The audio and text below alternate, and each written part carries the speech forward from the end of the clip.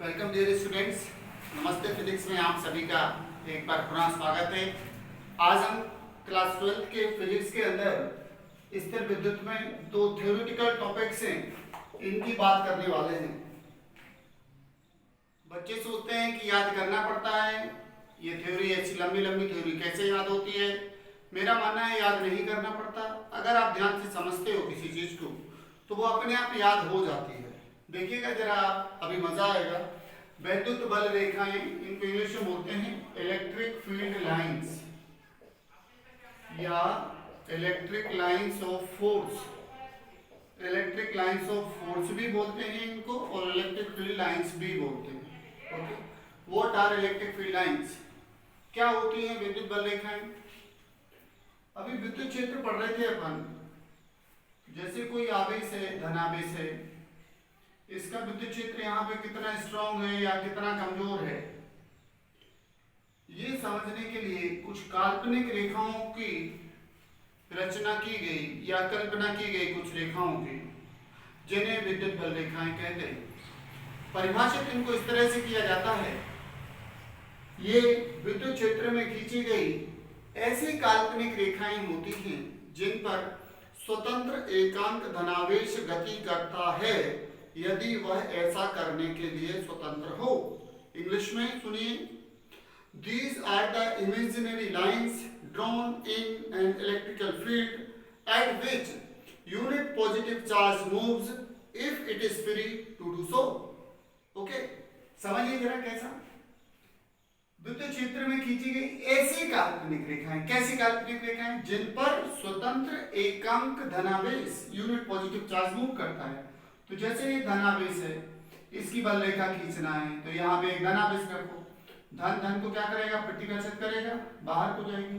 तो ऐसे ही है, फिर इधर रखो तो बाहर को जाएगी, इधर रखो बाहर को जाएगी।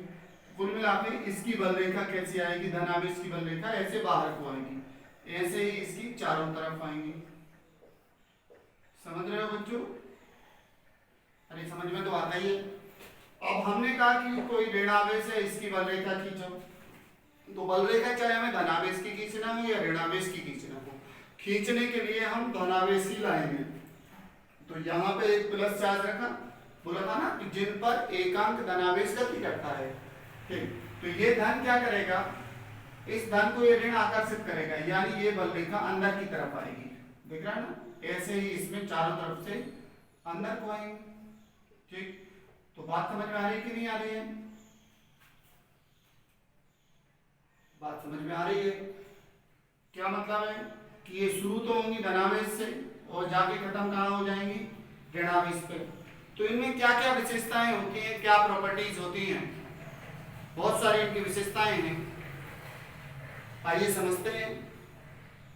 विद्युत बल रेखाएं, पहला पॉइंट, इनमें ये खुले वक्र होती हैं। These are the open curves। क्या मतलब है इसका? खुले वक्र का मतलब है कि they have a starting point and an end point। इनका एक आदि बिंदु यानी शुरुआती बिंदु भी होता है और एक इनका अंत बिंदु भी होता है। बात समझ में आई? ये कैसे होती हैं? खुले वक्र होती हैं। ये खुले वक्र होती हैं, इंग्लिश में इसको बोलते हैं ओपन कर्व्स। मैं हर बार एक बात याद दिलाता हूं। क्या याद दिलाता हूं? पेन कॉपी लेके बैठिएगा प्लीज। ये हंसी मजाक का वीडियो नहीं है कि बैठे थोड़े दांत निकाले हंसे, है ना, और जितना देखना देख लिया, नहीं देखना नहीं देखा। ठीक, आप ये समझिए कि हम आप तक नहीं पहुंच पा रहे हैं, आप मेरी क्लास तक नहीं पहुंच पा रहे हो, तो ये एक माध्यम है। हमारी साइंस के लिए ये धन्यवाद है कि हमारी साइंस हमें आप तक ले जा रही है और आपको हम तक ला रही है। ठीक, तो पेन कॉपी लेके बैठिएगा और जो जो आपको समझ में आए तो लिखते जाइएगा। खुले वक्र होती हैं, ठीक है, मतलब धनावेश से प्रारंभ हो, इनका इस खुले वक्र होती है, मतलब इनका एक प्रारंभिक बिंदु भी होता है और एक अंत बिंदु भी होता है। दूसरा, ये प्रारंभ कहां से होती है?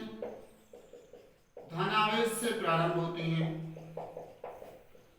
और ऋण पर खत्म, ऋण पर समाप्त। एक गाना सुना है, कहाँ से शुरू कहाँ पे खत्म अजीब दास्तां है। बताइए ये कहाँ से शुरू कहाँ पे खत्म, धनावेश से शुरू और ऋणावेश पे खत्म। ठीक, ये अजीब दास्तां नहीं है, ये समझ में आती है, ऐसी दास्तां है। ठीक, अगली बात क्या समझ में आती है? अगली बात हमें ये समझ में आ रही है कि धनावेश के लिए ये बाहर की तरफ होती है और ऋणावेश के लिए अंदर की ओर होती है। मतलब धनावेश के लिए बाहर की तरफ और साथ में लिखना पड़ेगा त्रिज्यीय बाहर की ओर। काय के लिए? धनावेश के लिए त्रिज्यीय बाहर की ओर और ऋणावेश, ये आप लोग लिखते जाइएगा, है ना। मैं ऐसे आप ये बोर्ड पर नहीं लिखूंगा इतना सारा, मैं बोल रहा हूँ, आप लोग लिखते चलिएगा।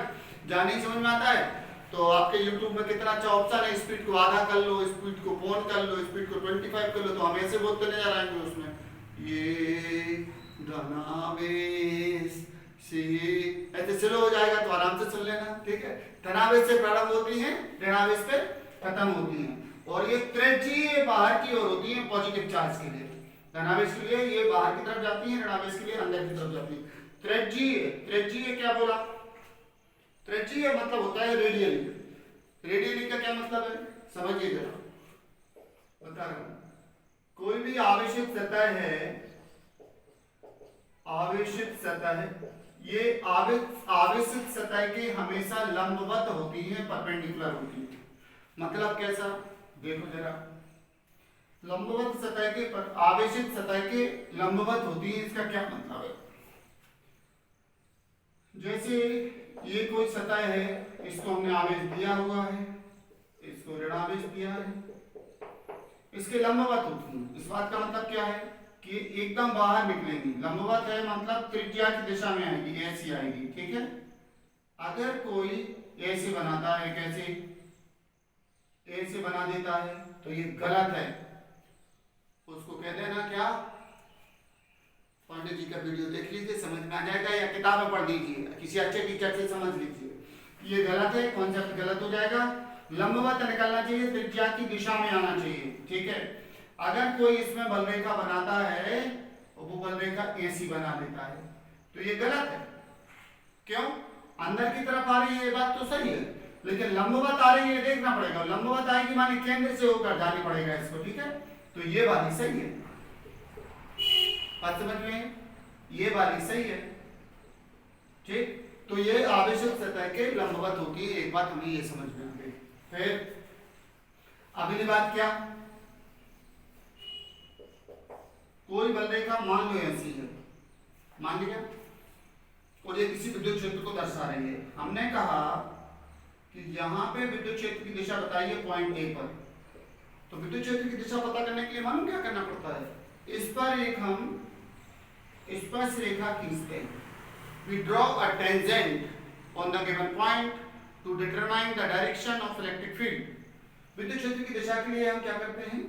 विद्युत बलरेखा की स्पर्श रेखा खींच देते हैं। अब मान लीजिए यहाँ पे दिशा पूछी गई तो यहाँ पे इधर को आएगी, तो कहने का मतलब है इधर पे ऐसी आएगी, यानी विद्युत क्षेत्र की दिशा यहाँ पे ऐसी, यहाँ पे ऐसी, यहाँ पे ऐसी है। तो एक विशेषता बहुत इंपॉर्टेंट इसकी ये है कि इनके किसी बिंदु पर खींची गई स्पर्श रेखा उस बिंदु पर विद्युत क्षेत्र की दिशा को प्रदर्शित करती है। बात समझ में आ रही? मतलब tangent drawn at any point of a field line represents the direction of electric field at that particular point. Okay, समझ में आ गया? ठीक, तो ये 5 बातें हो गई। अगली बात क्या? अगली बात ये है कि 2 or more field lines never intersect each other. क्यों? क्यों? देखो जरा, हिंदी में सुनो पहले। 2 या 2 से अधिक बल रेखाएं एक दूसरे को कभी भी प्रतिच्छेद नहीं करती हैं या काटती हैं। देखो क्यों नहीं काटती हैं, देखो जरा, 2 या 2 से अधिक बल रेखाएं एक दूसरे को कभी भी काटती नहीं। मान लो काट दिया, क्या करती है? काट दिया। एक बल रेखा एक इस पे खींचेगा स्पर्श रेखा एक इस पे खींचेगी, एक इस पे खींचेगी, यानी इस कॉमन पॉइंट पर विद्युत क्षेत्र की 2 दिशाएं हो जाएंगी, जो कि संभव नहीं है। मतलब दो अथवा अधिक बल रेखाएं एक दूसरे को कभी भी काटती नहीं है, क्योंकि अगर काटेगी तो कटान बिंदु पर विद्युत क्षेत्र की एक से अधिक दिशाएं होंगी, जो कि संभव नहीं है। विद्युत क्षेत्र यूनिक होता है। विद्युत क्षेत्र कैसा होता है? यूनिक होता है, अद्वितीय होता है। एक बिंदु पर एक ही दिशा होती है। ठीक है, तो ये समझ में आ गया। अगली बात,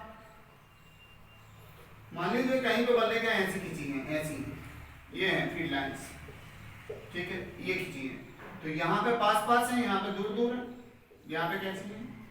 सघन है, और यहाँ पर कैसी है? विरल है। ये बिंदु ए है, बिंदु बी है, तो विद्युत क्षेत्र की तीव्रता इधर ज्यादा है कि इधर ज्यादा है? तो बच्चों, जहां पे ये पास पास होती है उधर विद्युत क्षेत्र की तीव्रता ज्यादा होती है, जहां दूर दूर होती है वहां पे कम होती है। मतलब they are denser in a stronger field and rarer in a weaker field. समझ में आ गया? मतलब ये प्रबल विद्युत क्षेत्र में सघन होती है और दुर्बल विद्युत क्षेत्र में विरल होती है। हिंदी में भी हो गया, बात समझ में आ गई होगी। ओके, नेक्स्ट, और क्या इंपॉर्टेंट इसमें समझ में आता है कि जैसे कोई विद्युत क्षेत्र एक समान है। एक समान विद्युत क्षेत्र का मतलब होता है कि दिशा भी नहीं बदलेगी और परिमाण भी नहीं बदलेगा। तो एक समान विद्युत क्षेत्र में बच्चों क्या होता है? ये एक समान विद्युत क्षेत्र, इस चैप्टर में हम कई बार कई जगह इसको रिप्रेजेंट करेंगे। एक समान विद्युत क्षेत्र में ये समांतर होती है, एक बात। दूसरी बात, समदूरस्थ भी होती है। मतलब in a uniform electric field they are parallel and equidistant. Okay, किसी एक समान विद्युत क्षेत्र में ये परस्पर समांतर व समदूरस्थ होती है, बराबर दूरी पर। ऐसा बनाया किसी ने एक समान विद्युत क्षेत्र, तो अपन कहेंगे गलत है भाई, ये अभी आपके कॉन्सेप्ट क्लियर नहीं है। बराबर दूरी पर, बराबर दूरी पर, बराबर दूरी पर, ऐसे।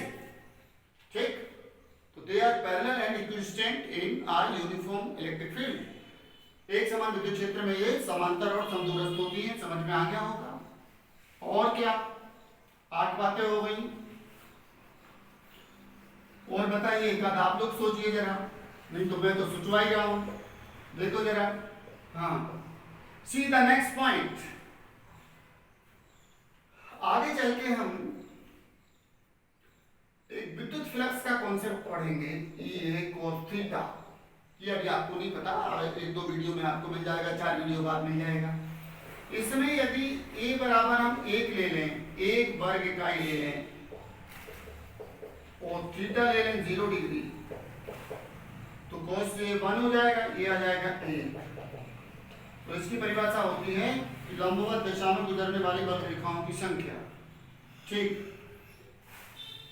विद्युत फ्लक्स की परिभाषा होती है। इस पॉइंट को आप इधर विद्युत फ्लक्स में नाम नहीं ले रहा हूं, मुंह से निकल गया गलती से, मैं नाम नहीं ले रहा हूं, आप तो विद्युत बल रेखा केवल समझिए। हाँ, इसका एक पॉइंट इधर से बनता है कि विद्युत क्षेत्र के किसी बिंदु पर एकांक क्षेत्रफल से अभिलंबवत दिशा में गुजरने वाली बल रेखाओं की संख्या उस बिंदु पर विद्युत क्षेत्र की तीव्रता के परिमाण को अभिव्यक्त करती है। ये मतलब number of field lines passing through per unit area in perpendicular direction represents the magnitude of intensity of electric field at that particular point. Okay, हाँ, ये समझ में आ गया कि विद्युत क्षेत्र के किसी बिंदु पर एकांक क्षेत्रफल से अभिलंब दिशा में गुजरने वाली विद्युत बल रेखाओं की संख्या उस बिंदु पर विद्युत क्षेत्र की तीव्रता के परिमाण को अभिव्यक्त करती है। ओके, स्लो करके सुन लेना अगर आपको समझ में ना आए तो। और क्या पॉइंट समझ में आ रहा है? अभी हमें एक और बात समझ में आ रही है। हमें एक बात इसमें ये समझ में आ रही है कि कोई वैद्युत द्विध्रुव होता है ना, जो वैद्युत द्विध्रुव इंग्लिश में बोलते हैं इलेक्ट्रिक डाइपोल। वैद्युत द्विध्रुव यानी समान परिमाण के दो विजातीय आवेश कुछ दूरी पर रखे होते हैं। ठीक, तो किसी वैद्युत द्विध्रुव के लिए ये निकालना तो धन से ऋण पे खत्म होना है। ऐसा इसकी बल रेखा बनाओ कुछ इस टाइप की बनेगी, ऐसी बनेगी। समझ में आ रहा है सबको? ऐसा बनेगा। तो ये क्या होता है, अभिलंबवत दिशा में ऐसे लग रहा है जैसे एक दूसरे से दूर जा रहे हैं। They try to spread in the perpendicular direction of length of the dipole. Dipole की परपेंडिकुलर डायरेक्शन में ये लंबवत दिशा में फैलने का प्रयास करती हैं, जो कि यह दर्शाता है कि सजातीय आवेशों में प्रतिकर्षण बल लगता है, like charges repel each other. ठीक, एक बात ये हो गई। अगली बात इसी से बन जाती है, द्विध्रुव की लंबाई के अनुदेश ये सिकुड़ने का प्रयास करती हैं। They try to contract longitudinally and try to spread laterally, English में बोलते हैं। लंबवत फैलती हैं और अनुदेश सिकुड़ती हैं, तो ये सिकुड़ने का प्रयास करती हैं, जो ये बताता है कि विजातीय आवेशों में आकर्षण बल लगता है। क्लियर, समझ में आई बात? समझ में आई होगी। हमें एक और याद आ गया भाई चलते चलते। ठीक, अब 12 विशेषताएं हमें याद आ रही हैं। अब आप इसके बाद कभी कोई किताब पढ़िएगा और कभी कोई मुझे फोन करके बताइएगा कि सर हमें 1-2 विशेषताएं और ज्यादा मिल गई। हर किताब से ज्यादा आपको यहाँ पे मिल रहा है इस लेक्चर में। ठीक, इसलिए कहते हैं कि चैनल को सब्सक्राइब कर लीजिए, अपने फ्रेंड्स को शेयर कर दीजिए और सारे वीडियोस को केयरफुली पूरा पढ़िए। ये फ्री एजुकेशन बच्चों तक पहुंचाने का हमारा जो विचार है। जब आप कमेंट बॉक्स में कोई कमेंट लिखते हो अच्छा और ज्यादा बच्चे पढ़ते हैं, तो हमें ऐसा लगता है कि हमें और वीडियोस बनानी चाहिए और लेक्चर रिकॉर्ड करके और बच्चों तक पहुंचाना चाहिए। और अगर आप देखोगे नहीं, कोई कमेंट नहीं आएगा, सब्सक्रिप्शन नहीं बढ़ेंगे, सब्सक्राइब नहीं करेंगे ज्यादा बच्चे, तो हम समझेंगे कि बच्चों को इंटरेस्ट नहीं है, समझ में नहीं आ जाएगा, तो हम बंद कर देंगे पढ़ाना। ठीक, समझ में नहीं आए तो आप दोबारा देख लेना, समझ में तो आ जाएगा। सब्सक्राइब जरूर कर लेना प्लीज, है ना। इतनी मेहनत पसीना बहा रहे हैं बिना पंखे के, आपको रिकॉर्ड कर रहे हैं, सब्सक्राइब जरूर कर लीजिएगा प्लीज, फ्रेंड्स को बता दीजिएगा। हाँ, एक और विशेषता में आ रही थी कि कोई चालक सतह है। क्या है? चालक सतह अगर है तो ये इसके अंदर प्रवेश नहीं करती, ये बहुत बड़ी बात है। They never penetrate through a conducting surface. जैसे ये बल रेखाएं आ रही इतनी सारी आ रही, तो ये इधर से घुसेंगी नहीं, इधर से ऐसे मुड़ जाएंगी, ऐसे निकल जाएंगी, ये ऐसे निकलेगी, इसके अंदर नहीं घुस सकती।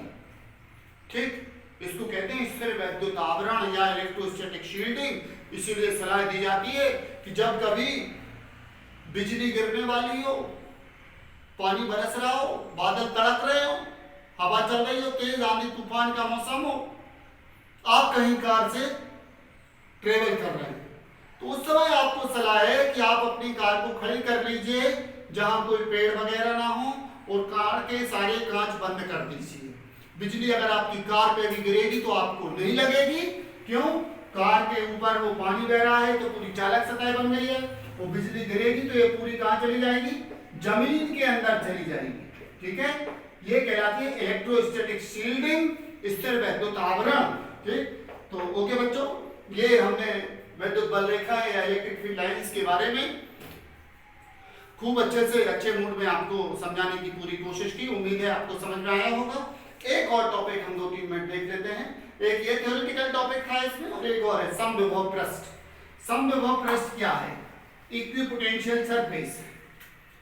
ये क्या चीज है? Equipotential surface. किस चीज को कहते हैं इक्विपोटेंशियल सरफेस? बताइए।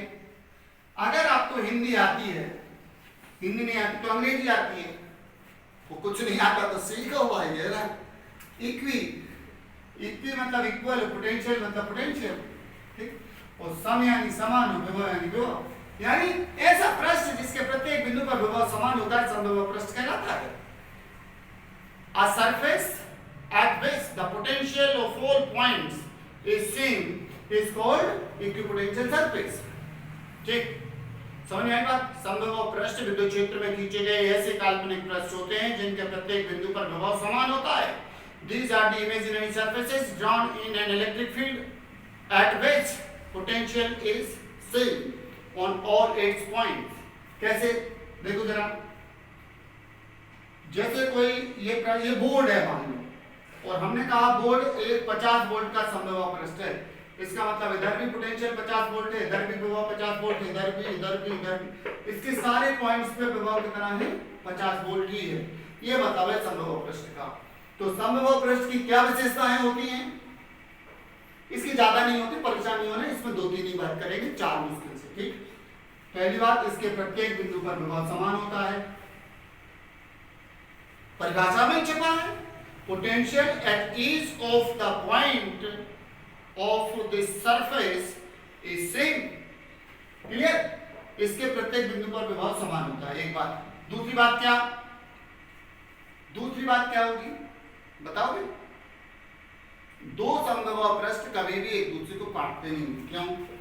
जैसे मान लो 10 वोल्ट का समविभव पृष्ठ है और एक 15 वोल्ट का समविभव पृष्ठ है, तो इस बिंदु पर कितना मानोगे? अब आप एक बिंदु में एक पूरी रेखा बनेगी, दो पृष्ठ एक दूसरे को रेखा पे काटते हैं, तो जो कटान रेखा होगी उस पर विभव कितना आएगा? 10 आएगा कि 15 आएगा? यूनिक होता है विभव। कटान बिंदुओं पे विभव फिर 2 मान आ जाएंगे या 2 से ज्यादा आ जाएंगे, जो कि संभव नहीं है। मतलब कहने का समविभव पृष्ठ कभी भी एक दूसरे को काटते नहीं हैं। ओके, 2 बातें हो गई। अगली बात क्या? हमने पढ़ा था बच्चों कि कार्य बटे आवेश बराबर होता है विभवांतर। डायरेक्ट गुणा करेंगे तो कार्य बराबर आएगा आवेश गुणित विभवांतर। Work done equals to charge into potential difference. ठीक, तो समविभव पृष्ठ है जैसे एक कोई 100 वोल्ट का, और इस पॉइंट से इस पॉइंट तक आप किसी आवेश को चलाते हो, इस पॉइंट से इस पॉइंट तक किसी आवेश को चलाते हो, मान लीजिए 5 कूलम आवेश को यहां से यहां चलाते हो, तो विभवांतर कितना आएगा? 0 रहेगा ना। 100 वोल्ट यहाँ पे और 100 वोल्ट यहाँ पे, तो विभवांतर 0 है। तो विभवांतर 0, आवेश कुछ भी हो, कार्य कितना आएगा? 0। मतलब समविभव पृष्ठ के एक बिंदु से दूसरे बिंदु तक किसी आवेश को चलाने में किया गया कार्य हमेशा शून्य होता है। Work done in moving a charge from one point two another on an equipotential surface is always 0। Okay, समझे ना? वर्क डन इज ऑलवेज 0, जो समझ गया वो हीरो। ओके, हाँ ठीक, ये समझ में आ गई बात। लेकिन एक समविभव पृष्ठ से दूसरे समविभव पृष्ठ पे आवेश को ले जाना है, अगर ये 100 वोल्ट का है, ये 200 वोल्ट का है। If charge is brought from one potential surface to another potential surface, equipotential surface, then work is to be done. अगर आवेश को एक समविभव पृष्ठ से दूसरे समविभव पृष्ठ पे ले जाना हो तो कार्य संपन्न होता है, और इस कार्य का मान निर्भर करता है कि इनके बीच में विभवांतर कितना है। ठीक है, इस सूत्र से ही निकालना पड़ेगा। ओके, तो ये समविभव पृष्ठ की विशेषताएं जो आपको समझ में आ गई होगी, पक्का आ गई होगी ना? हाँ, चैनल को सब्सक्राइब करोगे, 4 दोस्तों को जरूर बताओगे। ठीक है, ये आप ठीक है थोड़ा हमारा प्रचार करोगे, लेकिन ज्यादा उन जरूरतमंदों तक फिजिक्स पहुंचाने में आप अपनी एक अंगुली दबाओगे जिनके लिए टीचर उपलब्ध नहीं हो पा रहे, जहां सुविधाएं नहीं है पढ़ने के लिए। ठीक, तो प्लीज शेयर जरूर कीजिए, सब्सक्राइब जरूर कीजिए चैनल के लिए। हाँ, समविभव पृष्ठ होते कैसे हैं, बस 2 मिनट और ले रहा हूं। जैसे कोई बिंदु आवेश है, एक बात और याद आ गई हमें, एक विशेषता और याद आ गई, रुक जा करो, 4 होगी, एक और याद आई हमें, 5वीं विशेषता कि जो समविभव पृष्ठ होता है विद्युत क्षेत्र की तीव्रता हमेशा इसके लंबवत होती है। मतलब विद्युत क्षेत्र हमेशा समविभव पृष्ठ के लंबवत होता है। ये आप 5 विशेषताएं याद रखिएगा। कौन कौन सी 5 विशेषताएं थी, रिपीट कर सकते हो? प्रत्येक बिंदु पर विभव समान होता है, 2 समविभव पृष्ठ कभी एक दूसरे को काटते नहीं है, आवेश को समविभव पृष्ठ के एक बिंदु से दूसरे बिंदु पर चलाने के कार्य सदैव शून्य होता है, एक समविभव पृष्ठ से दूसरे समविभव पृष्ठ पर अगर आवेश को ले जाएंगे तो कार्य करना पड़ता है, जो कि निर्भर करता है कि उन दोनों के बीच में विभवांतर कितना हो। 5वीं ये आपके सामने कि समविभव पृष्ठ के प्रत्येक बिंदु पर जो विद्युत क्षेत्र की तीव्रता है वो लंबवत होती है। ठीक, ओके। हाँ, अब समविभव पृष्ठ की हम आकृति की बात कर रहे हैं। ठीक, कि कैसी आकृति होती है समविभव पृष्ठ की। तो जैसे कोई बिंदु आवेश है या कोई गोलीय आवेश है, कोई रेखा आवेश है या कोई बेलनाकार आवेश है इंग्लिश में लिख नहीं रहा हूँ, बोल रहा हूँ। पॉइंट चार्ज है, स्फेरिकल चार्ज डिस्ट्रीब्यूशन है, लीनियर चार्ज डिस्ट्रीब्यूशन है एंड सिलिंड्रिकल चार्ज डिस्ट्रीब्यूशन है। Please see here. तो इसके लिए जो संभव पृष्ठ है, काय के लिए संभव पृष्ठ, बिंदु आवेश और गोलीय आवेश के लिए संभव पृष्ठ होते हैं संकेंद्रीय गोले। देखिए ऐसे, ये बिंदु आवेश बीच में रख लो या गोला आवेश बीच में रख लो। तो किसी एक बिंदु आवेश के लिए संभव पृष्ठ कैसे बनेगी? गोलाकार गोलाकार गोलाकार गोलाकार, ठीक, संकेंद्रीय गोले, कंसेंट्रिक सर्किल, कंसेंट्रिक स्फीयर, इनका केंद्र एक ही होगा सभी का, ठीक। इसके लिए दोनों को। रेखा आवेश के लिए कैसे होगा? रेखा आवेश है तो इसके लिए सिलेंडर होगा, ऐसा है सिलेंडर, इसी में बड़ा सिलेंडर, एक और सिलेंडर, ठीक। और ऐसे ही बेलनाकार आवेश के लिए बेलन बचा दो। कहने का मतलब इन दोनों के लिए जो संभव पृष्ठ होते हैं जो समाक्षीय बेलनाकार होते हैं, कोएक्सियल सिलिंड्रिकल होते हैं। कभी आप बर्तनों की दुकान पर गए?